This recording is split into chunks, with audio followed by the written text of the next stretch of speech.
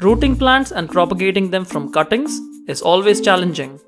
In today's video, we share some secrets that will help you grow great quality plants. So let's start with secret number 1. For propagating cuttings, you need some kind of enclosure like this one. This is just a plastic box. These are very cheaply available at most home improvement stores. Next, we will need some green moss. Now remember that green moss is a little different from the peat moss that you get, which is powdered, that's used for potting mixes. This green moss is actually directly retrieved from the source, and the beauty of this green moss is that it holds a lot of water, which is perfect for what we are trying to achieve, which is to root cuttings. Now we lay down the green moss on the bottom of the box, as you see here, and the idea is to spread it out equally to make about 2 or 3 inches in the bottom. Now you can add more green moss because it's reusable. You can keep reusing this green moss again and again for this purpose. But all we are doing is just laying it down so that it forms a nice medium for our cuttings. We then water it thoroughly. Now remember that when you use the green moss from the bag, it is quite dehydrated, it's quite dry. And you need to water it and let it absorb the water for at least an hour or 2. You can even keep it for a longer time, like 5 or 6 hours, but I've seen that a couple of hours is enough. And here are our cuttings. This is a pothos cutting. We have some betel leaf cuttings and some ivy gourd cuttings. All of these are not that easy to root, but you see here these nodes that are there will send out roots in this environment. So all we really do is push in the stems in such a way that the nodes are below the peat moss that we just added. And even for the pothos, you can do the same thing for any kind of cutting. Just make sure that you bury the stem a little bit inside the peat moss. But don't worry too much about burying it too deep, because the plant will still produce a lot of roots around, as you will soon see. And these are some ivy gourd cuttings. These are one of the most difficult to root. They usually end up wilting and drying when rooting in other medium. All we're going to do is just put in some of these cuttings into our medium, which is our first step in propagating these cuttings. And then we just close the lid and make sure that it's airtight. The key is to create humidity in this medium, which helps these cuttings take root.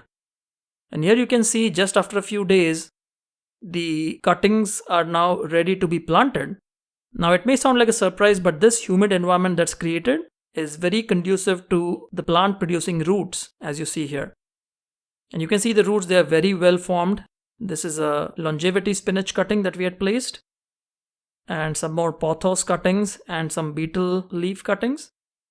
And you can see how well they have formed. This is just an amazing method of propagating plants. And I found this method to be one of the best methods for rooting plants or cuttings. You can see here the roots are quite well formed and the plants are doing great.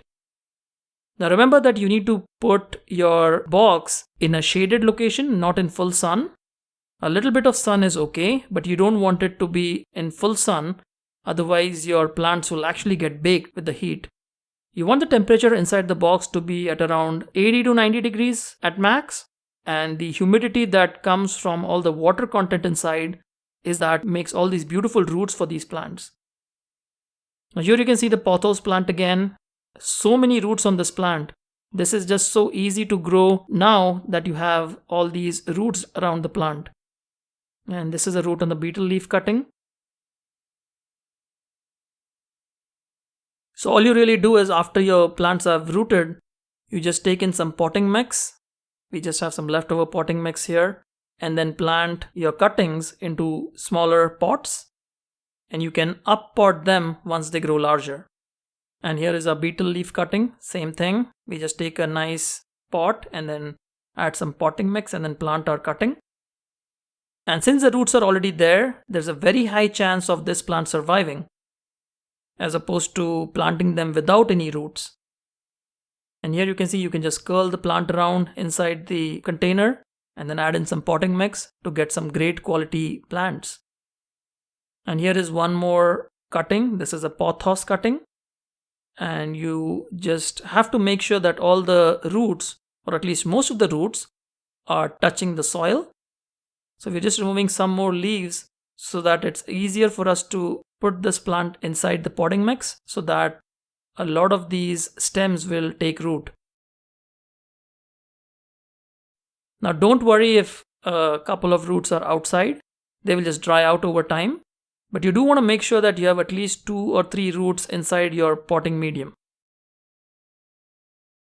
And here is an ivy gourd cutting that we planted. You can see here the ivy gourds are difficult to root, but just look at how many roots this ivy gourd cutting has. You can easily propagate and create 2 or 3 plants from that cutting. And here is one more ivy gourd, very nice looking roots here. And some more betel leaf cuttings. And you can see we put in the whole vine into the growing medium, the greenhouse, the mini greenhouse that we created. And you can see how many roots are there. And this can easily create 3 betel leaf plants by just cutting them and removing them and planting them separately. And we have done exactly that. You can see here the plants, they look beautiful. We have planted them in a potting mix that we created ourselves, which is just peat moss and perlite. And you can see they look quite good. Moving on to secret number 2. You can use a container like this. These are plastic containers that you get at the grocery store. They are almost free after you use the veggies. And you can just add in some potting mix here and create a mini greenhouse. Now this is a very neat trick, a very cheap way to propagate seeds. And you can also propagate cuttings. But since this container is smaller, we're going to be just sowing some seeds inside this container. And you can also use dishwasher tablet boxes. They make excellent mini greenhouses. And we just add some potting mix, and then we're going to be planting some curry leaf seeds here. Curry leaves are very tropical plants. They need a lot of humidity to germinate. And they usually take a long time if you don't give them humidity. The next step is to just wrap this up and create a mini greenhouse, as you see here. And we're just using some stretch wrap here. These are cheaply available in the moving section of your hardware store. And also on Amazon. And I'll provide links to all these products in the video description and the comments below, so that you can buy these products. But you can see here how we have created this greenhouse for a very low price. This is an excellent greenhouse. It works great, as you see here. We are opening this up now after a few days. And you can see the curry leaf seeds that we planted. And curry leaves don't have a high germination rate, but you can still see the seeds have germinated. And at this point, we just take in some potting mix. Once again, this is a mix of peat moss and perlite. It's a great potting mix for planting newly germinated seeds. And we've been growing curry leaf plants this way for quite a long time now, and this works out very well. And you can use any kind of plastic container again. This is just a Tupperware that was lying around in our home. And you can see we are sowing some onion seeds. Onions again have a very poor germination rate. And this kind of a greenhouse will assist germination to quite a large extent. And these are 2 very good varieties of onions that we are sowing. We just top it off with a little bit more of the seed starting mix. And then mist in some water so that the soil settles down over the seeds. And you can just add the label and then use the same technique as we used before. Just use a stretch wrap to close out your greenhouse, your mini greenhouse. And the key is to create humidity.